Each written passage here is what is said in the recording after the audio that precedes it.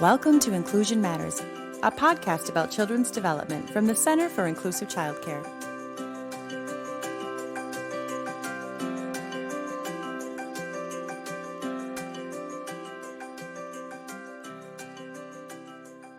Welcome to Inclusion Matters, a podcast from the Center for Inclusive Childcare. I'm Priscilla Weigel, the Executive Director, and I'm here today with two very special guests from the Minnesota Department of Education, the Division of Early Learning, Olivia Christensen and John Vaupel, who are going to be here today to tell us about some new language around children and their beginnings in school and education and their educational path.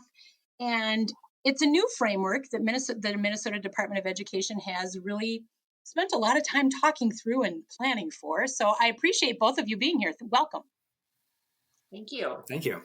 So why don't we just get started with that new framework? It's called the Successful Learner Equation. So tell us a little bit more about that. Sure. Well, the Successful Learner Equation is this framework that we're using that really recognizes that children are always learning. They're always ready to learn more. And it's really the responsibility of adults and systems to be the ones that are ready to support them as they grow and develop and transition into kindergarten. So this equation identifies our four interconnected components that really need to work together and partner to support successful learners. And that includes families, working and partnering with schools and programs, which work and partner with communities, and of course, work and partner with the state and our systems to support successful learners. And typically, when we share the successful learner equation with others, not in a podcast, we typically share a graphic that is a representation of the successful learner equation. And so instead of showing it to you, obviously, what I'll do is I'll describe it to you. So on the left-hand side of the equation, imagine four symmetrical circles. And each of the circles have some text in them, and they each have one of the four components of the successful learner equation with a plus sign in between those four circles. And so in the first circle, you have ready families, plus sign, and then next circle is ready schools and programs, plus ready communities, plus ready state and ready systems. So then, following those four interconnected components, there's an equal sign. And on the right-hand side of the equation is another larger circle that contains the text successful learners. So I can just explain that this work we've been doing, as you said, we've been working quite a bit on it at the Minnesota Department of Education, is really a response to this narrative about kindergarten that's developed, which is this idea that children need certain skills to start kindergarten, that not all of them will be ready, that families better make sure their kid is ready for kindergarten, or else is kind of this fear, really, and leads to a lot of families worried that their child's not ready, that their child's going to do poorly, not be welcome and struggle. And so this is really just that time for us adults and systems to reflect on, no, it's our job. All children are ready. And what do we need to do to support them? Right. And that existing language and those existing beliefs around kindergarten readiness we feel has directly led to a lot of misunderstanding and confusion around eligibility for kindergarten. We also find that it leads to a very, very much a deficit mindset about kindergarten and about children, and also leads to harmful stereotypes and generalizations. And speaking from the childcare sector, which are, a lot of our listeners are providing care for young children in those settings, it's a lot of pressure on them as well to create this idea of this ready kid for school when really their focus should be on those early, milestones that happen birth to 5. And we can't jump ahead. We can't expect that a child, unless that foundation is set, will be able to be ready. So I love this language, and I love what the Department of Education is really putting forth here. And so Liv, tell us more about that equation. Well, it's different from this idea of kindergarten readiness or school readiness or all children being ready for kindergarten. That's really that old framework, and that's what we're trying to shake up and change. So when we think about that term ready, and that the difference in the language. I know that you've done a lot of work. Tell us more about that, John, on the myths and misconceptions of what ready really means. So, I mean, the first thing is that the term ready is pretty ambiguous and ill-defined, right? And the questions this raises is readiness something that we wait for? Is it something we impose on children? Is it something that is a within the child phenomenon, or is it something that's external to the child? And another myth and misconception is the idea that children develop along arbitrary timelines, right? And we know that they don't. We know that neuroscience and what we know about how children learn and develop is no. The other component I'd sort of add in is that readiness is defined differently by different people, different states, different experts, and those definitions really vary, and they're inconsistent.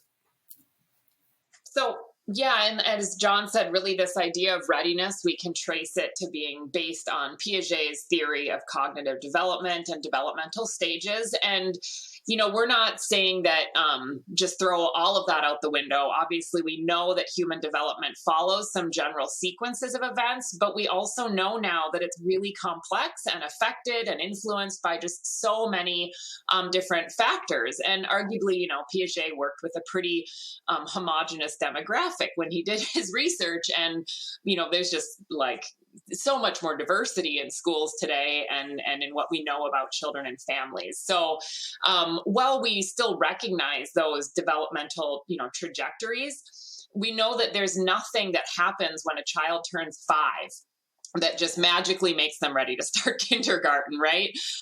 It's their own individual growth and development that we adults and systems support them as they move through that. And I think we all of us in the early childhood and the education field would agree that we really learn by doing, particularly with young children who are just developing an understanding of their world. So they're going to learn about kindergarten by doing kindergarten. They'll learn about school by preschool, by being in that environment and experimenting and building relationships and all of that. So, just really that reminder that it's our job to accept children where they are, to support their development, to recognize what we know about child development, what we know about the importance of their families and cultures, and help them just, grow as healthy, happy individuals. Yeah. And the language reflects that we know that children arrive in classrooms and they bring with them a wide range of skills and knowledge and unique experiences. And part of that is because they come from a variety of different settings. And that is the current reality and landscape of kindergarten. We also know, we've said this before, all children are ready to learn. And again, this is about putting the onus and the responsibility on adults. And that includes families and programs and systems to surround and support each child. And again, bringing it back to the successful learner equation, it's about recognizing and uplifting the individuals, programs, and systems that contribute, when they work together, contribute to the success of each learner. That's fabulous. Oh, I love that way of thinking about things. And so we've talked about the myths and the misunderstandings about school readiness in kindergarten. Now, can you tell us a little bit about what we do know about kindergarten and young children transitioning into kindergarten? Yeah, well, we're as former teachers ourselves are really guided by some things that we know and believe that's really informed our work in this regard and our engagement. As we've said several times, we know children are always learning. They're born ready to learn. Arguably, they're learning prenatally as well. So that's really kind of the key contributor to our work here. We know that experiences and skills and knowledge are tied closely to their family's home life, to their culture, to the opportunities that children have received. We know that a strengths-based mindset is critical to supporting children and families, and that diversity of all types should be celebrated in the work we do in education. We know that, more successful learning will result when children feel that they're included and that they belong, and when they're treated that way, when they feel welcomed and accepted in their environment, and with that strengths-based mindset, when they're believed in. And we know that adults and systems need to support children and their families wherever they are in their learning progression, and wherever they are with their experience with school as well. Instruction needs to be developmentally appropriate, supported by research and individualized. And school needs to be welcoming and joyful for all. And this is really, we are going to talk a little bit more about this, but really believe that messaging, how we talk about school, is a really critical step to being that welcoming and joyful place. That's for sure. And so why do you think it's important to change this language? It stems from a very simple premise that we believe that language matters. The language we use matters. Both Liv and I are former teachers. And if you think about how we approach language in our childcare programs, in our classrooms, in our relationships with children, language is incredibly important. It matters deeply. And so we believe that when we change the language that we use, and again, I'm talking about adults in the system, we then can start to influence and change people's perceptions and beliefs.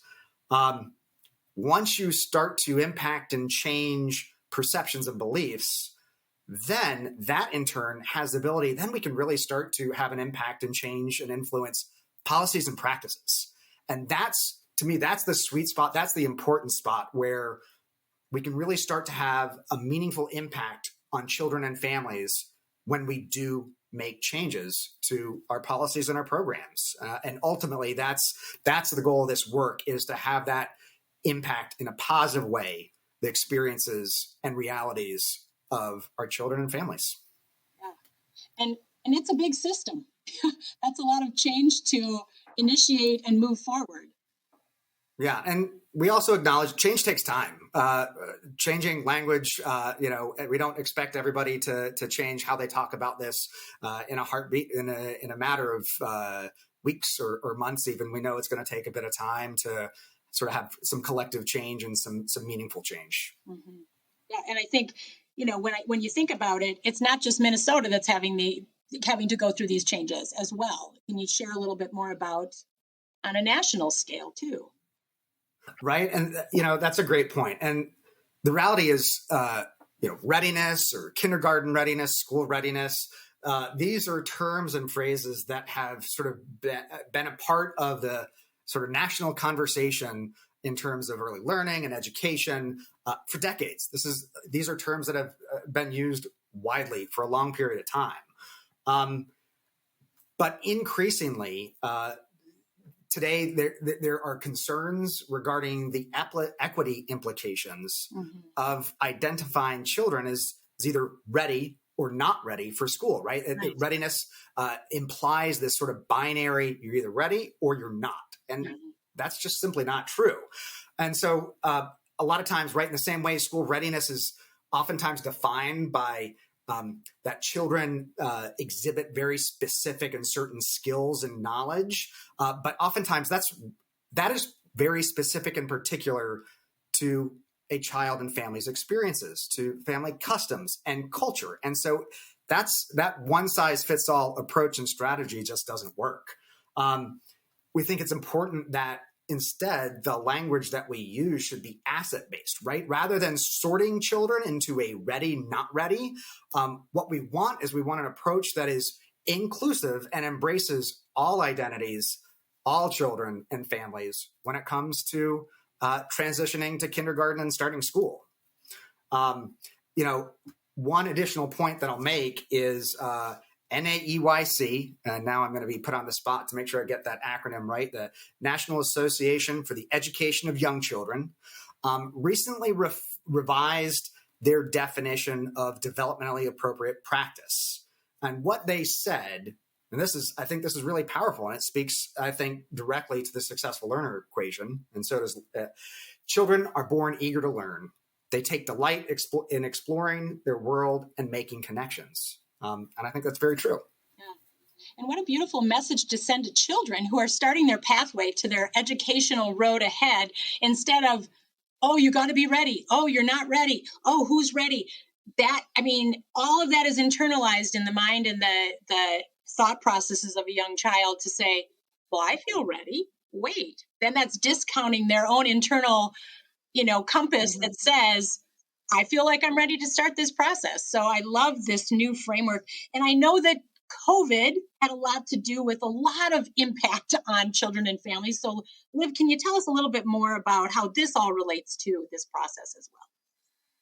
Yeah, so obviously COVID-19 and a lot of other forms of social unrest have contributed to those external factors, to a child's home life, to just what they're internalizing and observing around them. And so we've heard from a lot of educators of some of the challenges this has perhaps contributed to, a lot of social, emotional, mental health support.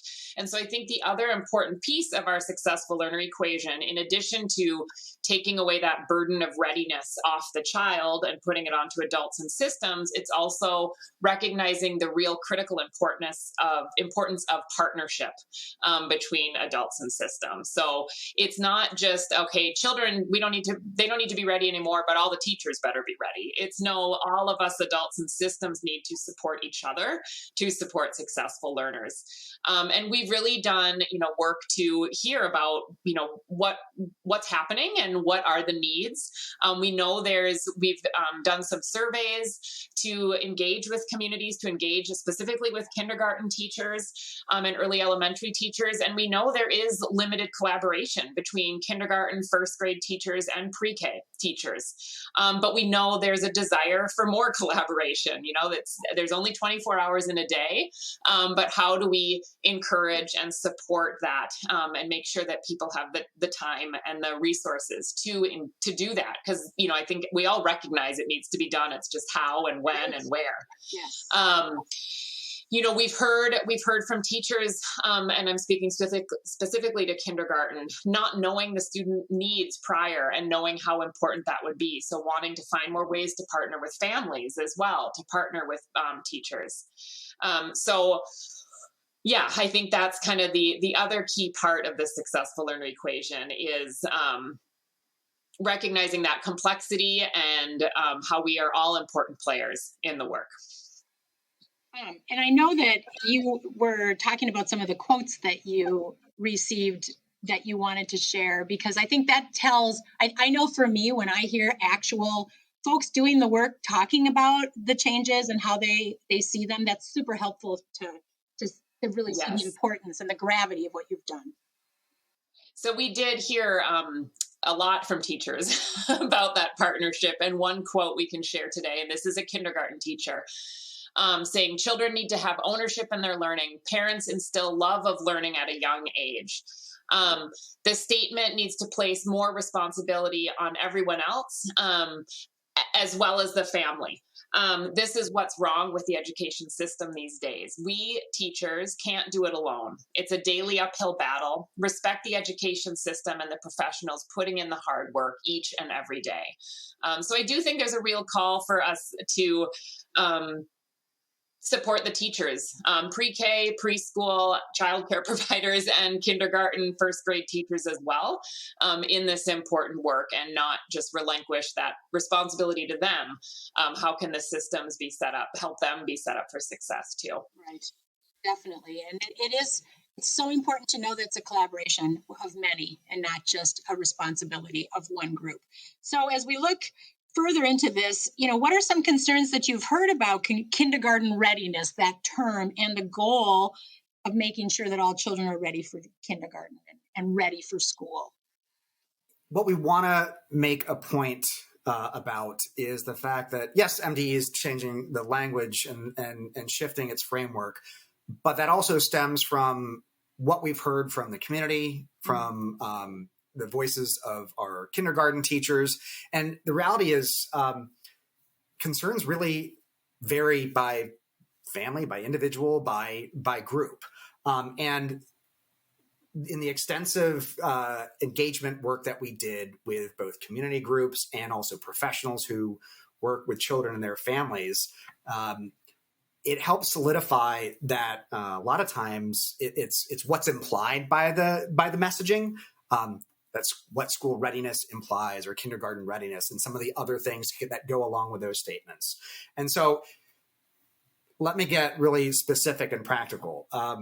One example of some messaging that is harmful is putting out a kindergarten checklist. And this is something that a lot of programs and schools do. It's a very common practice. And those checklists come, like I said, from a number of different places. Sometimes they're on websites. Sometimes it's a paper, a sheet that is sent home in a children's backpack or handed over to a family. It's also something that comes up if you just Google kindergarten readiness. You are most likely going to find a handful of what we call kindergarten readiness checklists in your search results. And what a typical kindergarten readiness checklist looks like. So this is just a sampling, right? They're going to vary.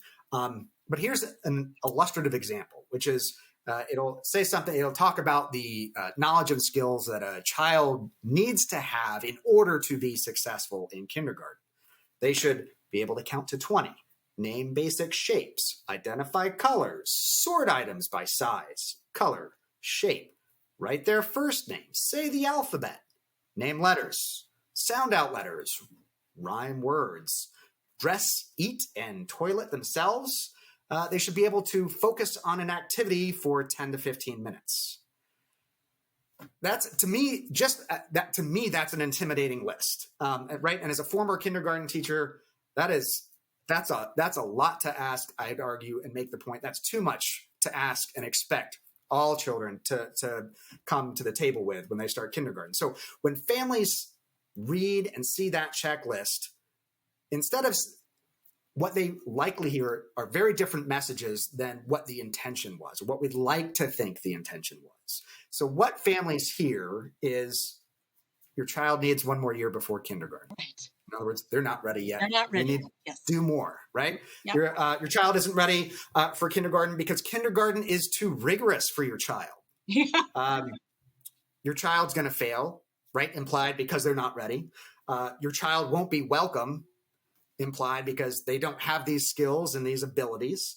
Your child won't make friends because they're not able to do these things. They may believe that there's judgment of how they parent and their beliefs and their culture. If I haven't done these things, like what kind of parent does that make me? And then one of the more harmful ones, not saying that those others aren't, but the message, don't send your child to kindergarten. Right. Wait. Yeah, definitely. And that is a really daunting list that you read. One thing that when I used to teach preschool for many years and worked in an inclusive setting. And the thing that I used to tell parents about making that transition was your child needs to be friendly, curious, and attentive. Pretty much, covers a lot. And parents would be like, oh, are they those things? Yes. And then you give examples. But when you're listing off all those things, and I'm remembering kids who are ready to make that, it's setting them up for failure and also setting parents up for this frantic push to go through all these rote items on that list. So I'm glad you shared that example, John. That was really interesting and a good thing to have part of this conversation. So when you think about the different communities and how they're impacted by this language, share more about, how that might have an especially negative impact on children and families, more so in some communities and families than others. Yeah, so I mean, I think when we hear that list, obviously there's all sorts of, well, I would argue that it's not reasonable for any child necessarily, but obviously, children with disabilities or a family with a child with disabilities will really be intimidated by that list and deterred from starting kindergarten. And we'll talk more about kindergarten as a great access point for services and supports. And so we don't want that to happen. Things like high energy, I'm putting quotes, high energy children who, this idea that they need to know how to sit still and concentrate for 15 minutes, which arguably is not even developmentally appropriate for 5-year-olds, and then children that, are more active than others is especially challenging. Summer birthdays, immature children is kind of how that's phrased often. Children who haven't spent significant time with peers, who've maybe been at home or with grandma or a family member. And this again, like we said, they're learning kindergarten by doing kindergarten. Where should they develop some of these social skills? Obviously, children and families who speak other languages, those sort of checklists, and we have heard this directly from some of those families, are really are scary to read. Boys, we know, I think we talked earlier about some of the harmful generalizations, and boys not being ready for kindergarten is an age-old one of those stereotypes. Children who've not been in a structured educational setting. And I would also add that other communities that are impacted by this are communities who can't afford for another year of preschool. And so imagining that maybe they see this list, are feeling unwelcome and afraid and nervous, but don't necessarily have another option. And so starting school off on this really kind of sour, fearful note is a sad way to begin the K-12 experience. So, or expecting people to have the money to pay for it, and when maybe that, jeopardizes other possibilities in their life as well. Oh, good points and great things that you're bringing forward. And so, when can children start kindergarten, and what do families need to know about enrollment and the process to really get off on that right start where that successful learner equation can just happen naturally and flourish? That's a great word. So in Minnesota, kindergarten eligibility is based on age. So if a child is 5 on or before September 1st of that school year, they are eligible to be enrolled in kindergarten. As we've made clear, hopefully there is no checklist, no test they need to pass to enroll in kindergarten. They simply need to be 5. It is voluntary, so kindergarten is not required in the state of Minnesota. So it's really a family's choice. And part of our work around this is not to pressure families to feel like they have to enroll their child in kindergarten, but make sure they are informed with the correct, accurate information.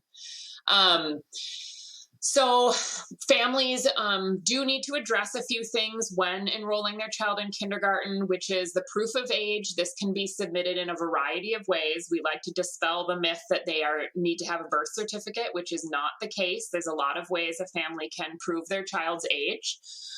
They will need to address either before or during having their child complete an early childhood screening. Again, not a kindergarten assessment, really just a health and developmental check, which is a really great service the state provides. Immunizations. And families are not required to submit a proof of citizenship or immigration status either. So those are some of the common misconceptions as well. And we really like to, again, make sure families have that informed decision and understand the opportunities and benefits that come with kindergarten enrollment. As I mentioned, specifically families with children with disabilities, this is a really important entry point to access a lot of great services. Kindergarten is free, no cost, developmentally appropriate, evidence-based instruction and programming. Minnesota, we've got, high standards for instruction. It should provide a welcoming, safe, and supportive environment with licensed, qualified staff. Students in this place, this is the time when they interact with their same age peers and sometimes older peers in some school settings where they have, the third graders going down to read to the kindergartners. Like, these are really important social emotional experiences for children that you get in a setting like in an elementary school. It provides access to free early childhood screenings, to special ed related services, as I shared, mental health support, language services. Often partnerships with out-of-school community-based programs happen. Now we know meals are going to be free for all. There's just infinite ways that kindergarten can support families and children. So again, we want people to feel welcome doing that instead of deterred. Definitely. Well, and you talked about the benefits of shifting the language for families. Is there a benefit to educators? And I'm thinking that I can guess there is. So, what have you found as reaction to this change in the language? Absolutely. So we've spent several years now connecting, and we mentioned this earlier, connecting with community partners, and that includes educators, but also other professionals that work with young children, right, ranging from pediatricians to school administrators, teachers, childcare providers. And overall, the feedback has been very positive. And I'm going to highlight a couple of quick things. So the Minnesota Department of Education posted the language shift to the successful learner equation on Facebook, and there was a wide variety of positive posts when that happened. I'll just list a couple of those. Right, someone said, like, this is, I'm going to laugh when I say this, but actual goosebumps right now. Very cool to see this mindset shift. Yes. And I laugh, but like to this person, this was long overdue change in language. So they were really positive about that. Yeah. Another user said, I was jumping up and down this week when I read this. Not only is this a big step for children, but I feel validated for my years of saying this exact thing. Right? And someone else, wow, this is so amazing. Great job, MDE. So I think that speaks volumes about the overwhelmingly positive feedback. There are two other quick quotes I want to share from some of our community groups that I think provide some additional context. And right, so there's one that's I think is just so powerful. And this person said, I am beyond thrilled to see the news from MDE about the successful learner equation and replacing school readiness and kindergarten readiness with a language about successful learners. This reframe feels so respectful of children, families, and childcare providers, and it makes me proud to live in a state that values our youngest Minnesotans so much. And I just think that summarizes it very succinctly and perfectly. And real benefits to children and families, but also very validating to our early learning workforce. Definitely. And I think that that's so needed right now after some really bumpy years of a lot of ups and downs.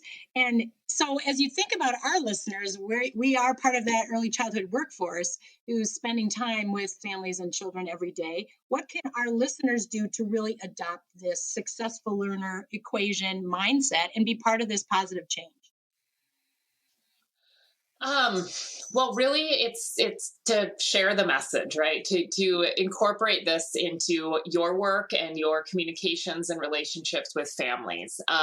We have done this as well. Of course, the Minnesota Department of Education has plenty of work in this regard as well. So we've been reviewing language we use, language on our websites, language in our communications, to reframe and base things around the successful learner equation. Clearly communicating with families about kindergarten eligibility is important. Sticking to, those Minnesota facts really is key. Instilling confidence that for the family that the school will be ready for their child, helping them with making those connections with their school too, so that they're able to get to know their child's teacher, for example, or the environment, just helping bridge those gaps. Advocating for and supporting the use of developmentally appropriate, culturally affirming, and play-based programming. I think those of us in the early childhood field know that this is an ongoing work for what we do, and we know that of kindergarten teachers as well. So we all just need to join forces and advocate for what we know is best to be ready schools and programs. And just identify new and different ways schools and community partners can work together across early childhood and the primary grades.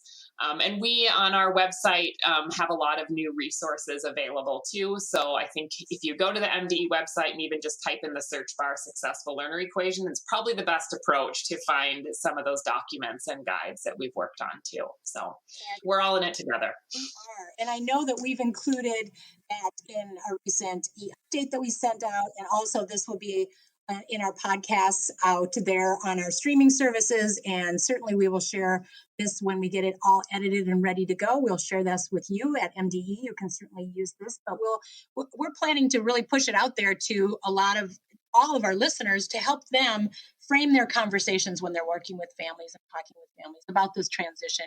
You've given such great information, concrete enrollment information on Minnesota kindergarten and what that looks like. And I'm super excited about this change. And I thank you both, John and Liv, for being here with me today.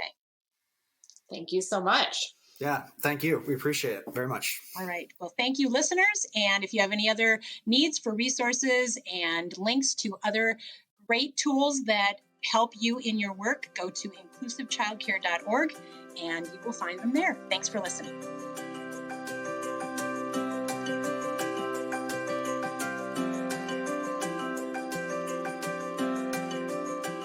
Thanks for listening. For more resources, visit us at inclusivechildcare.org.